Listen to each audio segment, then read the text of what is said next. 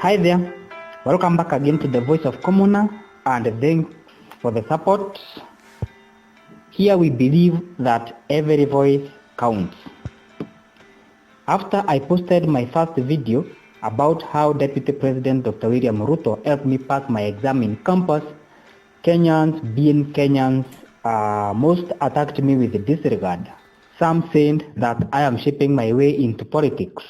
Remember, I said that I am a commoner from nowhere who doesn't tell lies, and this is primarily dominated by my social background and mostly my religious background. The reason behind the Voice of Commoner is to make the voiceless voices be heard, to enhance redemption from the cultural and oppression caused by leaders. It is true that the uptake of views of commoners to the leaders is deteriorating so rapidly. For instance, you'll find a community which is seriously in need of water, and the government decides to give them loans because their voices does not count at all. We need a government which has procedures for situations like this, and William Ruto's government has already promised this. They said this publicly, it was even televised. They said that they are going to work with the ordinary commoners to know what they need instead of deciding what people need from the comfort of their couches without victims' consent. Even in the Bible, in the book of Joshua chapter 2 verse 1 to 3, Joshua had to send spies to the land of Canaan in a city of Jericho so that they can know the strength and the weakness of these unfamiliar territories. He never ambushed them because he was a wise leader. If a government wants to help its people, they must send people on the ground to investigate and know what exactly people need, not ambushing them with projects. In this country, we commoners are mostly struck down due to the ambushed government projects launched within our locality.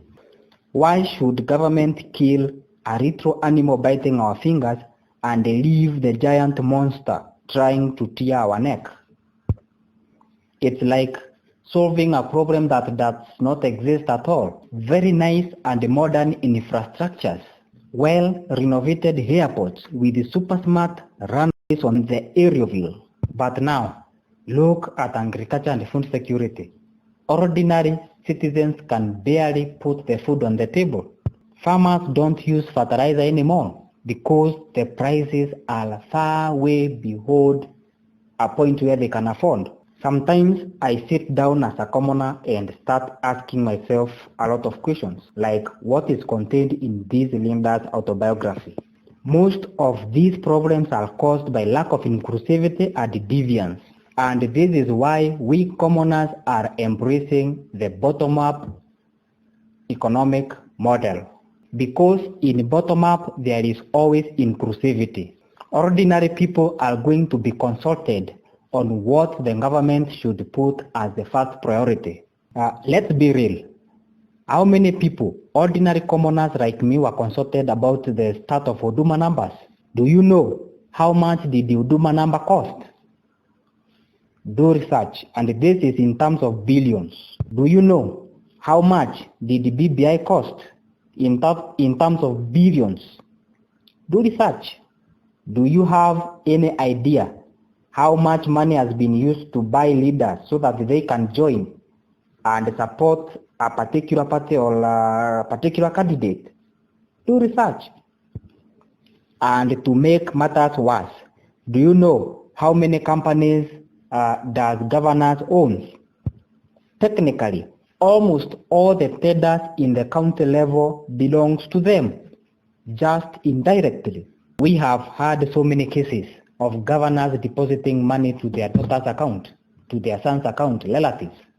And this is the reason why most of the youth groups out there, women groups, and people living with disability, they don't get these tenders from the county level. Or if some gets those tenders, there are so many strings attached. And what we can hear from this other party, the agenda is all about Ruto being corrupt, and peace. And the saddest part is that as they say what they are saying about William Ruto, most of them were bought to support that particular party with money which could have been used to help all these Kenyans living below the line of poverty. Kenyans, let's not be brainwashed by these people. They have no agendas, and if we don't vote for leaders who are wise and who are willing to include us on the system, being saved will always remain far from certain, and we will barely afford basic needs, food included. William Ruto is a humble man, a God-fearing man, and he loves peace more than these people are preaching, because they are preaching peace in vain. William Ruto has apologized more times than we can count for mistakes he has not even committed. But sincerely, look at the other party.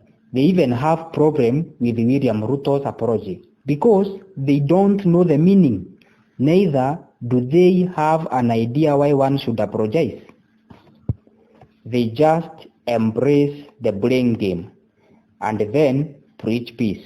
My fellow commoners, we have power to eradicate inheritance of handing over of power, and we will definitely handle this. And please help me share this video. May the voice of commoners be heard.